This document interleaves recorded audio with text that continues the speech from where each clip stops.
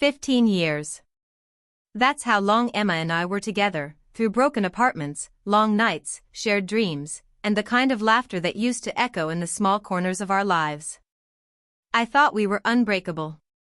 We weren't rich, but we had love, trust, and plans that made everything feel worthwhile. Until one day, she decided that wasn't enough anymore. It started slowly, the way most endings do.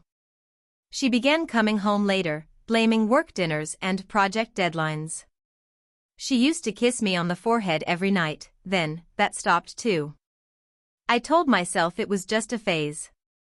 Every couple goes through rough patches, right? But one night, while washing the dishes, I noticed she'd changed her phone password after 15 years of open honesty. That was when the quiet dread began. I didn't confront her at first. I tried to trust her, to believe the woman who once cried in my arms over a broken dream could never lie to me. But love makes you blind, and sometimes you have to lose it to see clearly. 2 weeks later, she came home with that look, the one people wear when they've already decided to leave but haven't found the courage to say it out loud. She sat at the table, trembling fingers twisting her wedding ring.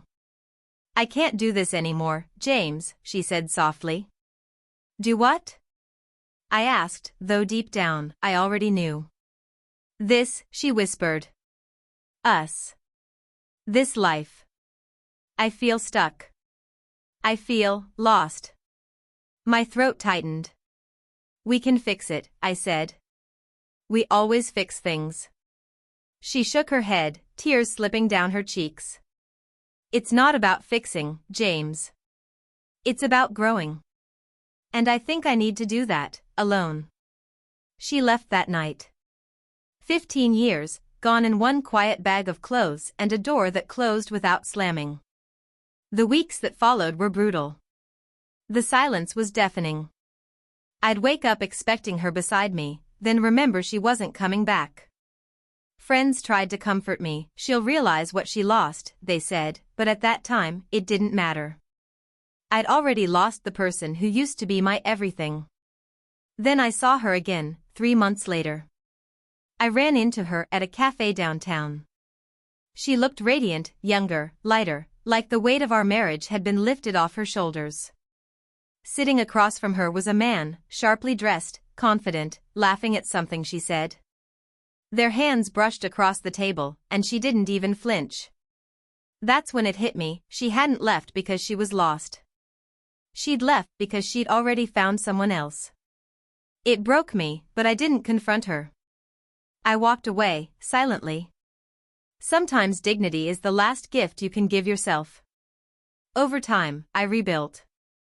I buried myself in work, picked up my old guitar, reconnected with friends I'd lost touch with. I didn't hate her, I hated how easily she'd replaced 15 years with someone who made her feel new. Life, though, has a strange way of circling back. 2 years later, I was managing a successful design firm, something Emma once told me was too risky.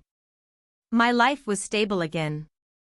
I'd healed, or at least learned to live with the scars. Then, one evening, I got a call from an unknown number. "James?" The voice was soft, hesitant. I recognized it instantly. "Emma?" "Yeah, hi," she said, her voice trembling. I didn't know who else to call. My heart pounded. "What's wrong?" She took a shaky breath. "Can we meet? Please?" We met at the same cafe where I'd last seen her, the same table, ironically. She looked different now, tired, worn, her spark dulled. The man she'd left me for, I later learned, had promised her a life full of travel and freedom. But freedom, it seemed, had come with a price. "I messed up," she whispered, eyes glistening. "I thought I needed excitement. I thought I needed someone who made me feel alive again. But he wasn't who I thought he was. He cheated. Lied. Used me." I listened silently as she poured it all out, how he'd drained her emotionally, how the relationship had crumbled, how she'd realized too late that the stability, loyalty, and quiet love she'd had with me were the very things she'd once taken for granted. "I've been following your work," she said, forcing a smile. You're doing amazing things, James. I always knew you would. Her voice broke. I wanted to say I'm sorry. You didn't deserve what I did to you. I looked at her, really looked at her. The woman who once defined my world was now a stranger, older, regretful, fragile. And for the first time, I didn't feel anger or love. I felt peace. Emma, I said softly, I loved you with everything I had.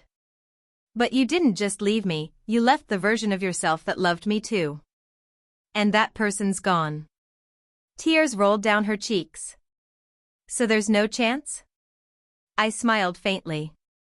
You taught me something, actually. Sometimes losing someone is how you find yourself. I'm grateful for that. Her shoulders trembled as she nodded, silently. When she left the cafe, she didn't look back this time, maybe because she finally knew what it meant to lose something real.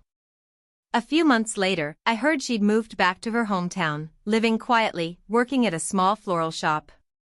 Meanwhile, my life flourished, not because I wanted to prove her wrong, but because I finally stopped needing to. But fate wasn't done showing me irony. One morning, I received an email. It was a request for a design consultation, from that same floral shop. Her shop. I laughed quietly to myself and declined the project. Not out of bitterness, but because some stories don't need sequels. 2 years after she left, life didn't just prove her wrong, it proved me right.